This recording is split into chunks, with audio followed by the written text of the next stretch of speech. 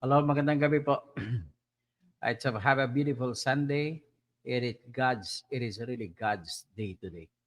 So ang ating pag-usapan po, no, bagong lahat, pakilala muna ako. Ako po si Dr. Toto Bunyog, Kausing, engineer din, Dr. Engineer. So ngayon, ang ating pag-usapan po ay tungkol sa katotohanan. Ano ba talaga totoo?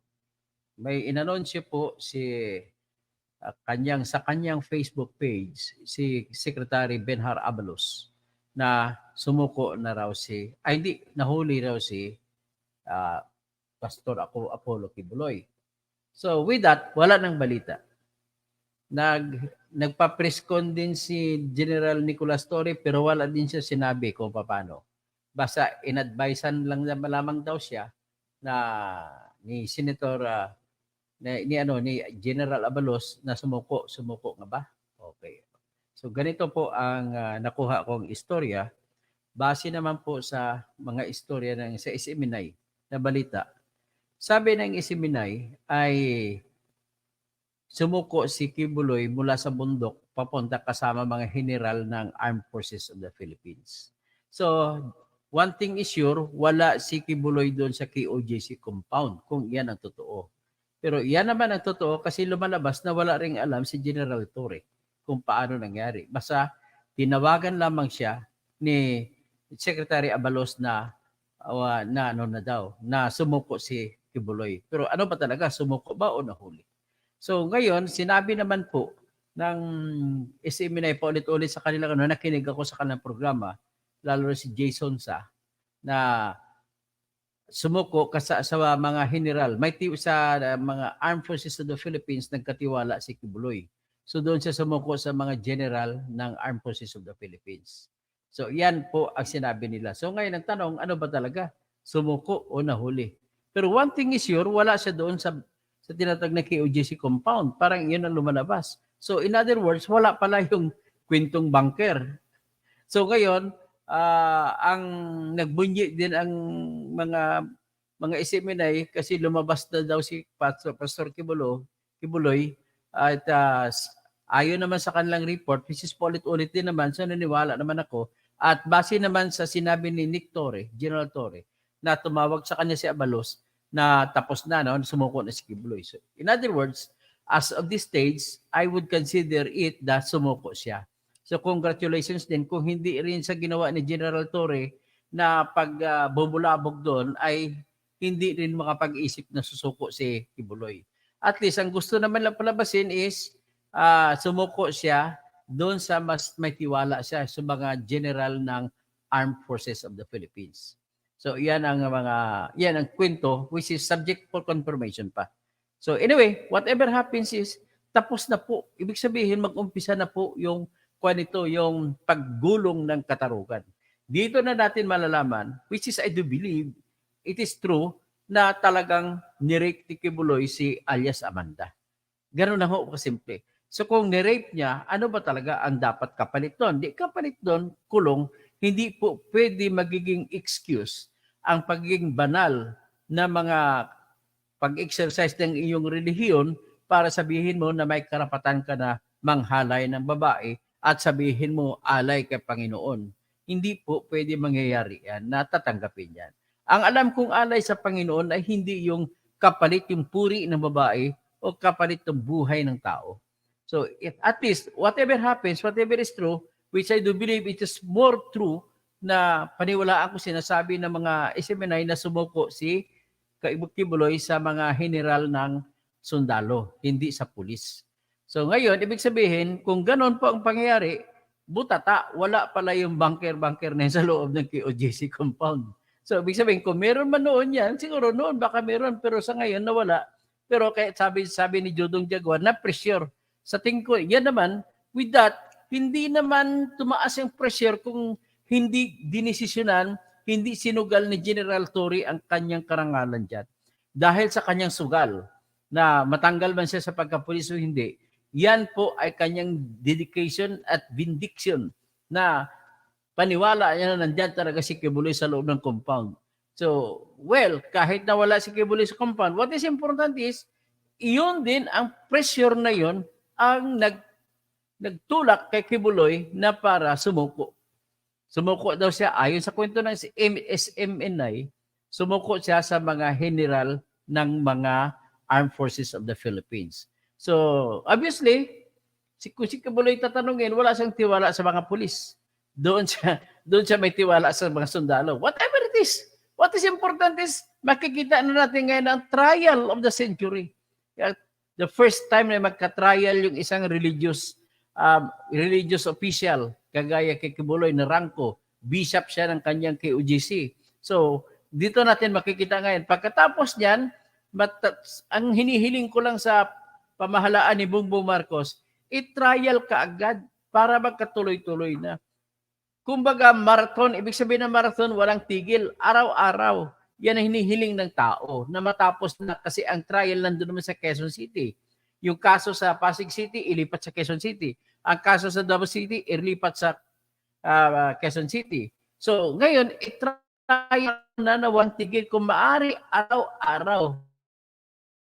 Pwede na yun. So, ngayon, kung sa dami ng testigo, sino bang testigo? Si alias Amanda. Sino pa ibang testigo? Kukunti lang. Sa tingin ko, sa part ng prosecution o ng umaakusa, ay kukunti lamang ang testigo kailanganin. Si alias Amanda, so yung tumulong sa kanya, yung nag-imbestiga, yung hindi naman kailangan ng doktor dito kasi matanda na eh. Mabuti sana kung pag-rape ka agad ay na-medical legal examination ka agad. Pero ito, umaasa na lamang ang testimonya, ang katotohanan, umaasa ngayon sa testimonya ni alias Amanda. So expect nyo, ang mga abogado naman ni Kibuloy, si Torion, saka si Topacio, doon ikot-ikot ang kanilang tanong, bubusisiin nila si alias Amanda. Which I do believe na totoo talaga kinikwento ni alias Amanda. So be that as it may, I am now looking at the situation wherein there is now that justice that is forthcoming, at least for the Philippine victims. Ang problema dito, si alias Amanda lamang ang nagreklamo. Marami pa pong ibang complainant na hindi pa nagreklamo hanggang sa ngayon. Pagkatapos, paano naman yung kaso sa Amerika? Well, kung ako naman kay Mr. Marcos, ay patapusin ko muna ng trial dito sa Pilipinas bago isuko si Kibuloy doon sa Amerika, sa California District Court. So, ganon sana ang mangyari. Well, ang iniisip ko naman, because now of the fact that under the custody of the law na si Kibuloy, ay hinihimok ko ang lahat ng mga naging biktima niya na lumabas na po kayo. Wala na kayong dapat katatakutan. So what is important here now is the trial is now beginning. Let the game begin. Sinasabi ganoon. So what else? Yung ulitin ko lang, pagkatapos itong trial sa Pilipinas, sana unahin muna ni Bongbong Marcos yung trial sa Pilipinas bago niya ipasa si Kibuloy doon sa Amerika.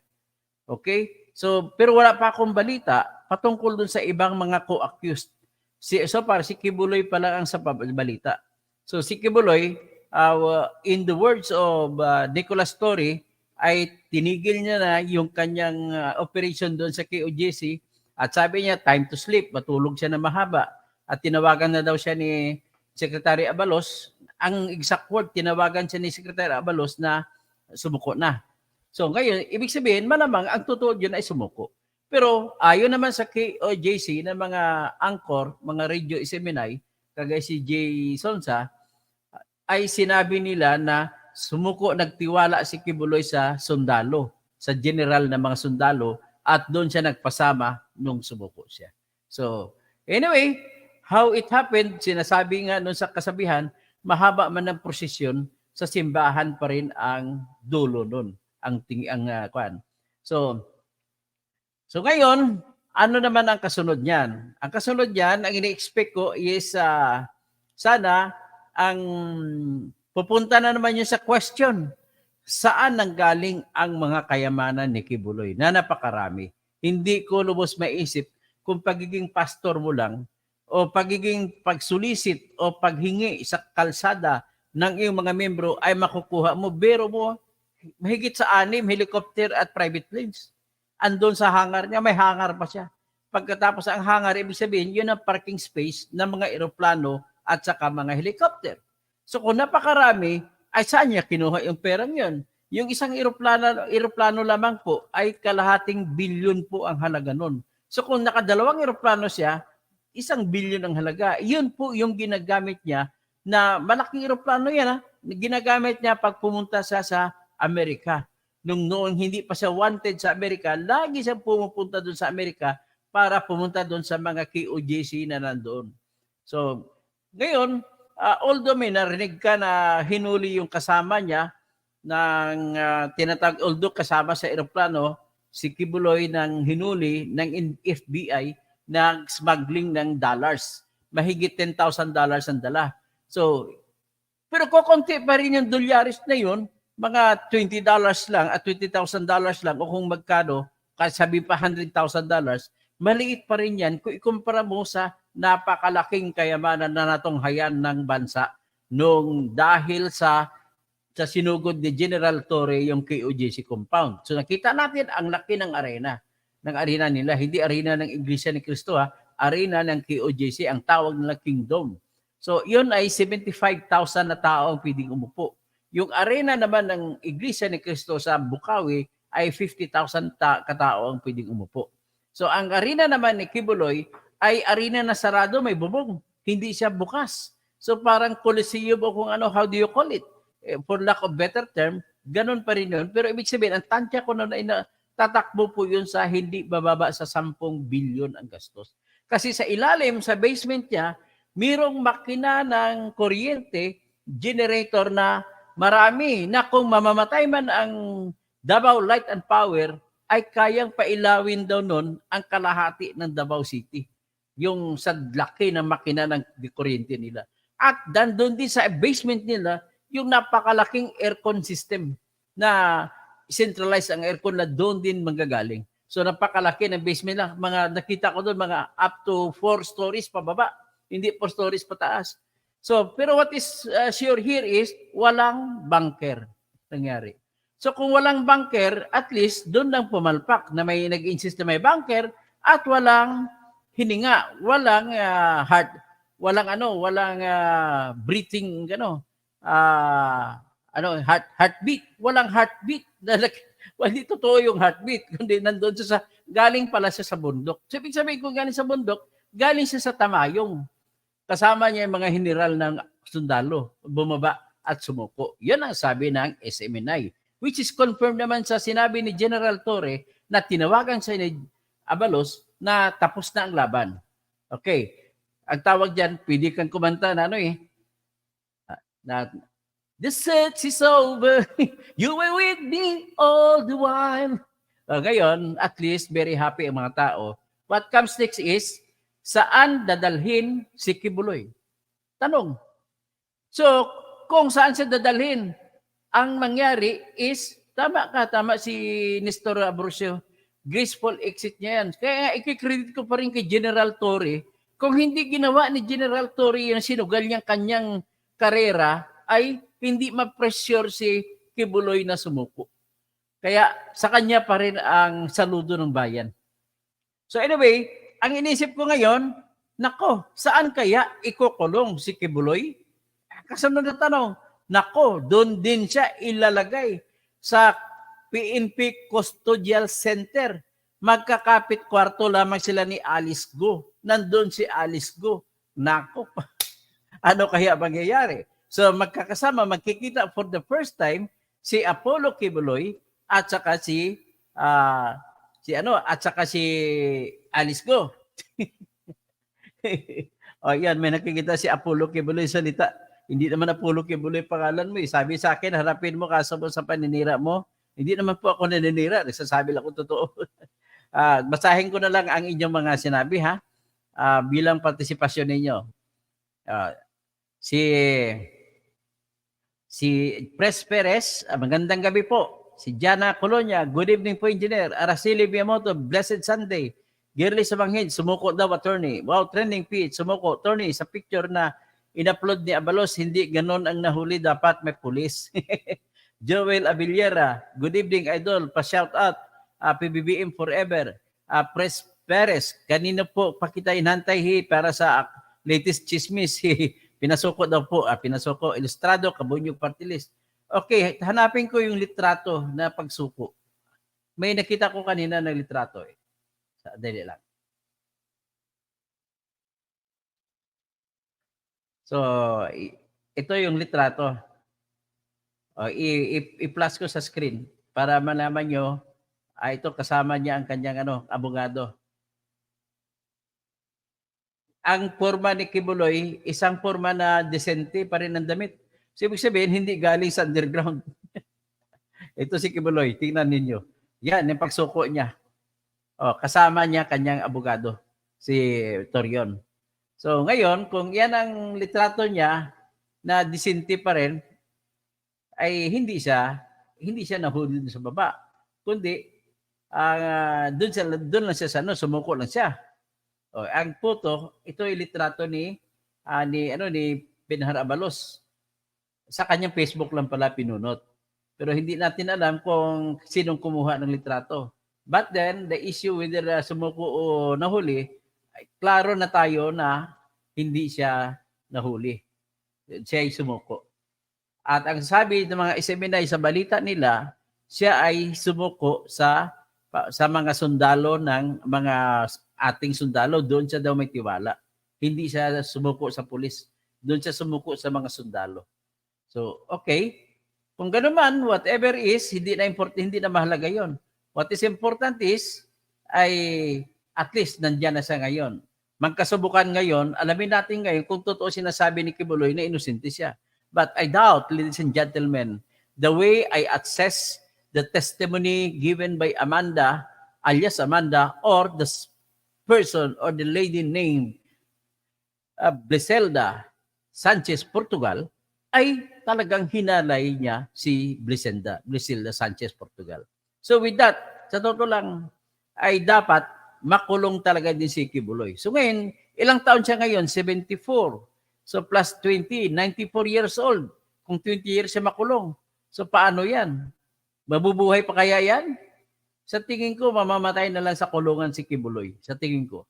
Kasi nga, maliban dito, mas matindi ang kaso niya sa Amerika. Sa Amerika po, yung kaso niya napakarami, hindi lang iisa. Sa atin nga, ilan lang eh. Doon sa Amerika, napakarami. Uulitin nyo na, andyan si Kibuloy, kasama niya yung kanyang Sa litrato naman ito ni Benhar Abalos. Sinabi niya lang nahuli na si Kibuloy, pero sinabi niya kay Mr. Nick Torre, General Torre, ay sumuko. Ayan. Mismo si Secretary Abalos, he's not honest to his words.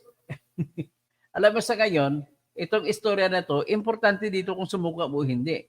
Kasi magkaroon ng issue na kung sa gana naman ni Kibuloy, oy, sumuko ako, kaya may dignidad pa ako.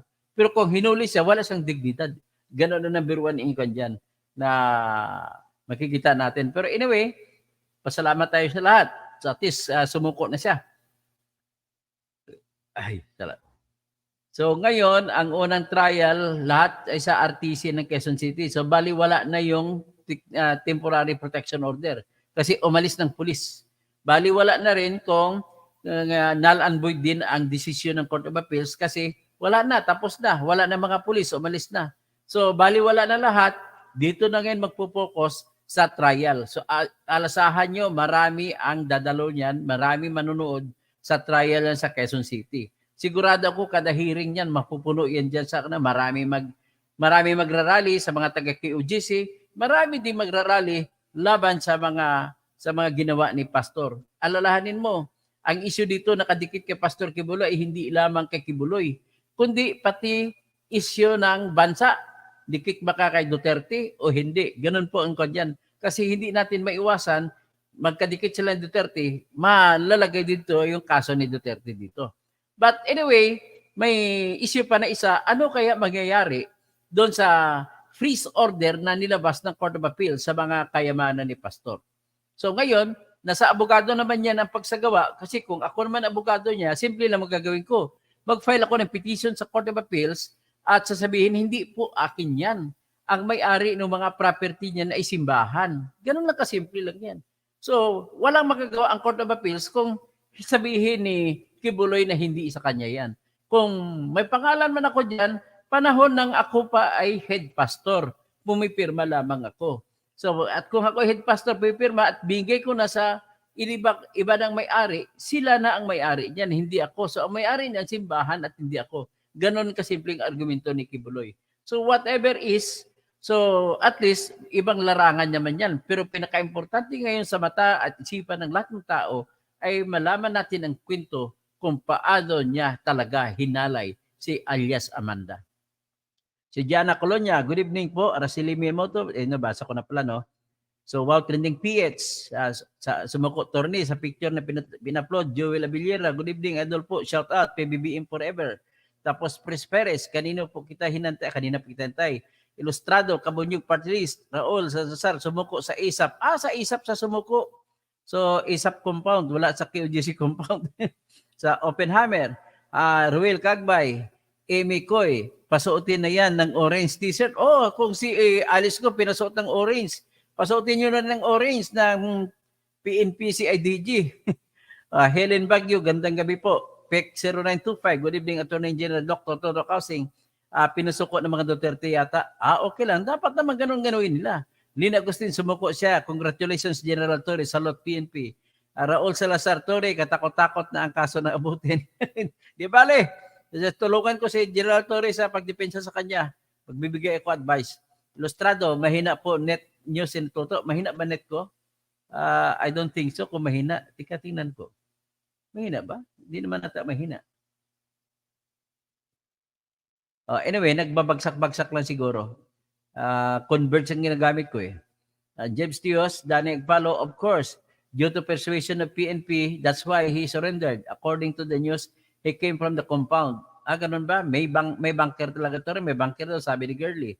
Joel Abiliera, idol, sumuko yan kasi wala na siya choice kundi sumuko. Na mahuhuli na siya ni Torre dahil na-pressure na siya kay General Torre kaya sumuko na siya. Ben S. Dema, kaya pa nagpapahiring si Bato na mag-break daw muna ang pulis sa paghanap kay Gibbs kasi makukorner na pala si Gibbs sa katedral niya. Ben S. Dema, kaya pa nagpahiring si Bato, inulit lang, no?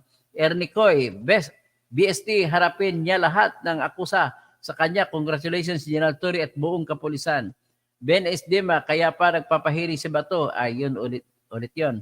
Jojo Briones, napasoko, hindi sumuko.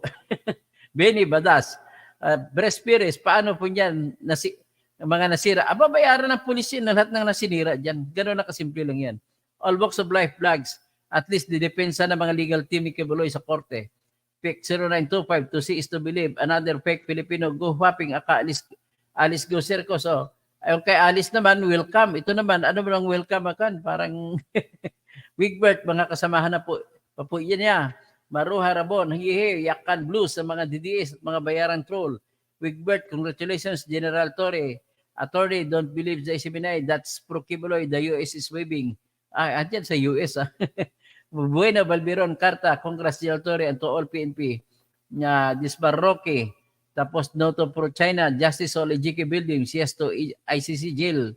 Kibuloy. Dapat sa jail muna ito sa Kwan. Kasama niya si Alice Go sa custodial center sa Krami. Yetbo Candid, palapabasin na sumuko para masave yung 10 million na reward. Oo nga, no? 10 million reward pala. He was cornered like a rat. Of course, he doesn't have a recourse but to surrender. Sana nga may taga-trigger happy sa mga arresting officer. Dodong Jaguar, na-pressure na si Gibbs kaya bumigay na rin. Imornibal, sa wakas, nahuli na po talaga, Engineer. Orlan, sabay. Bitayan na yan. Huwag naman, walang bitay na batas sa Pilipinas eh. May investment kasi ang Duterte sa banker, meron din si Bungo at Bato, kaya very risky na mabuking yung banker. Kaya dapat na talagang sumuko sa Kibuloy, otherwise kukunin ng government yung banker. Aurelio, Attorney, klaro sa pagpunta ni Bato, ang rescue ni Kibuloy at planado. Ang tanan sa pagsuko, ang kinatatakutan ni Buloy, ang Amerika. Corazon Cruz, baka makita pa kayamanan ni Dutaing nakatago doon.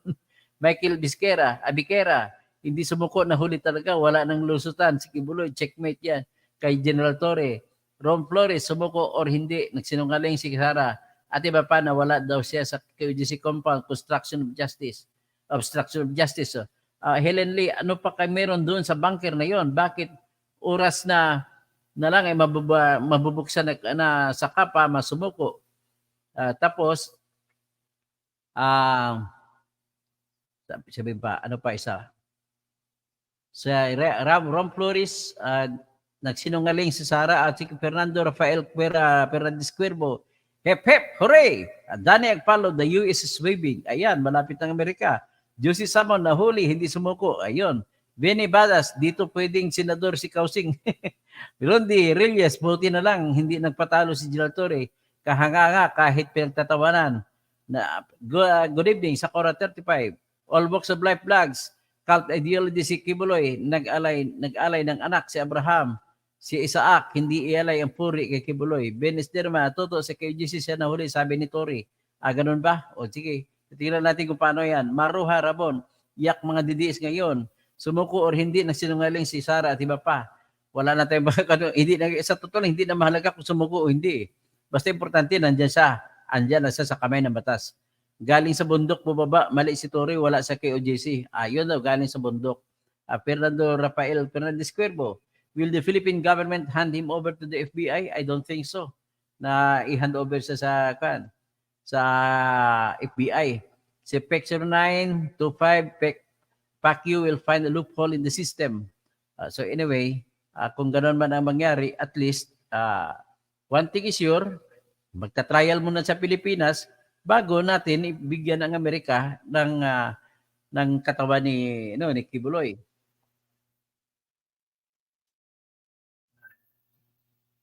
Ito man na may nagtatawag sa akin, dali lang shout out diyan kay Mr. kay Dr. Luciano Gahutos sa Katarman. Ayan, nag-antay pa siya. Yan, i-join mo na. So, sana ba ako? Ito. Kay para Lucas, salute to General Torre and the entire team of the PNP, the military team. Salute General Torre and his men. Sabi naman sa Cora 35. Danny Agpalo, Kibuloy claimed to be the son of God. Why he was scared to face the authorities? Jojo Briones, madaming collaborator, saboteurs at supporters na may kaso of harboring of criminal obstruction of justice. Edgar Goray, congratulations po General Torre. Joel Abilira, gusto lang nila pahiyaan si Torre kaya pinipilit lang sumuko si Kibulok. Raymond Jeremia, Torion is now off. All is left is the courageous General Torre. Alexander Halili, pagbalita galing si Binay, mas madami ang fake news. So, okay. Rizaldo de la Cruz, sumuko dahil buhay kung patay. Yan, hindi sumuko. All walks of life, tama pa kayo. Marathon hearing dapat. Maruhay Rabon, ano pa naman, sumuko na huli na importante. May ambag si General Torre. Kahit na sumuko, kung wala si General Torre, I agree with that. Kung hindi sinugal General Torre yung kanyang karangalan dyan, hindi darating sa punto na ito. So galing sa bundok, si Kibuloy bumaba. Kasama niya actually yung mga general ng AFP at sumuko raw. So Maruha Rabon alias David. Yora Gutierrez, kahit pasumuko siya, ibig sabihin effective ang warrant at pinaghanap sa kanya dahil sa pressure, kaya siya sumuko. Si Putin, huwag na huwag ninyong ipadala si Kibuloy dito sa Dallas. Tama na si David Corres. Maraming salamat. Hi everyone. Evit Javier, bakit pinakita sa media na kasama si Kibuloy? Di pinakita. Pinakita na po. Sa sa Facebook lang, hindi sa media. Sa Pacquiao will face charges in the US this November. If he has a pending case in the Philippines, then what will happen? Ay antayin mo na sa Pilipinas bago siya doon. At sana matapos November or October, ang kaso niya, pwede na siyang ilipad doon sa China, sa US. Franz Delio, immaterial if sumuko na huli. What's important is nasa kami na ang impostor na son of God kuno na ito. So GL Yari si Torre, pinilit niya pasukin dahil sa sigurado siyang andun. Wala pala. Dami niya na violate. Susan Notares, ang daming mga abogaduhan in Topacio, lahat pugante. Danny Agpalo, the US is waving. Ivy Gracia, good evening. Joy Stios.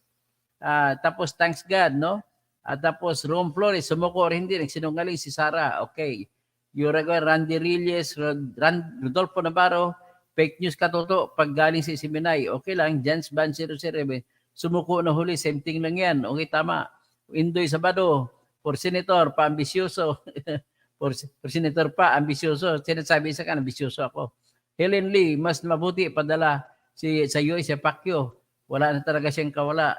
Meron video si alias David na apo ni Kibuloy nagsiwalat na sa Senado, mas matindi yun, pasabog alias David. Michael Serapin nahuli, yun na yung manyakol na pastor. Jess Puntilla, sumuko kasi nahuli na. Randy Reyes, susuko din yon. Susan Otares, susuko na yan sa Amerika dahil matagal ng justice dito sa Pinas. Ron Flores, nakuha mo na ang ginto kasi nasimintuhan na. Ron Flores, nakuha mo na ginto. May ginto ba doon? Romel Bingson, Naimbag Rabi, Dr. Toto Bunyog, Naimbag Rabi, mga kadakayo amin, mga kamsat ko, mga maimbag na mayap bengi, mga kabalin ko. Tapos maray na banggi sa mga kaibigan ko sa Bicol.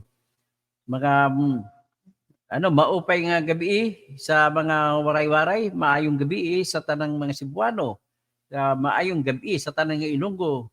Mayat nga gabi sa tanan nga Karaya, maradyaw nga Durium para sa hurot, sa tanan nga mga sa hurot nga mga Surigao-non. Tapos Susan Otares, Oksamod, Makmak, Ramon Flores, Mel, kaya naman pala nagtawag ng hearing si Bato para may chance si Pacquiao na pumunta sa ISAP para lang masabi na hindi siya compound ng KGC. Raymond Jeremia, Michael Serafin, Donato Pere, inilihis ang isyu kay Alice Go. Kahit nawala na si Alice Go, kaya para malihis, sumuko na para mawala na isang pag-usapan sa kay Alice Go. Chaos Tribe, breaking news, Kibuloy, pinastop ang operasyon ng PNP. So, imikol, mga kayaman at pera ay galing sa politiko at kay Dutae. Liblanc Velasco, sa hababa ng prosesyon sa simbahan din ang tuloy. Ivy Gracia, kala ko ba ayaw pahuli ng buhay? Bibian Suro, may ibalik yung pera sa gobyerno. Mararabon, Susan Notares, Spec Philippines, Veronica Rosel, Alfredo Hingpit, Chaos Tribe, John Brando. Bakit ganyan? Sensation na puganti. Walang video kung paano nahuli. Enzo Pot, checkmate kaya sumama. Enemy downfall. Fidel Antonio Abacan, Dia Atienza, congrats sa nag-claim na reward. Balato, ay, uga pala. Kung sumuko, wala kukuha ng 10 million. Patay. Sana punta ang 10 million. John Fields, Timothy Gutierrez, tapos Dynamic Force, Nestor Ambrosio, Zoraida Abdon, Marlon Cutamio, Donato Pere, Nicanor Armada, Apollo Kibuloy, Hersey naman. Sino ba yung Apollo Kibuloy? Nag-troll na ito. Prime Sabanya, Simbahon, Susan Otares, Helen Tan, Toto Lopez, welcome sa New York, Pastor. Imor Nibal, lalabas na mga tiwali sa Pilipinas. Micro, Apollo Kibuloy, harapin mo kaso mo sa paninira mo. Pero di mo katindoy, napilitang sumuko kasi preparado na ang PNP na halugugin lahat ng sulok.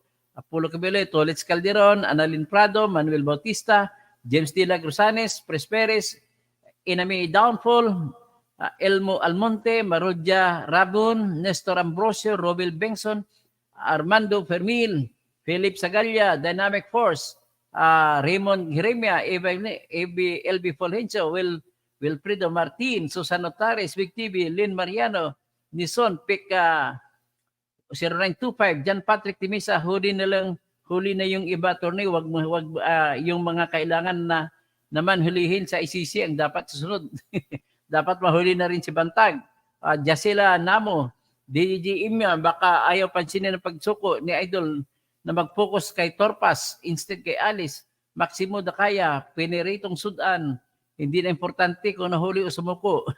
Kung totoong sumuko, dahil na rin yan sa trabaho ni Tory.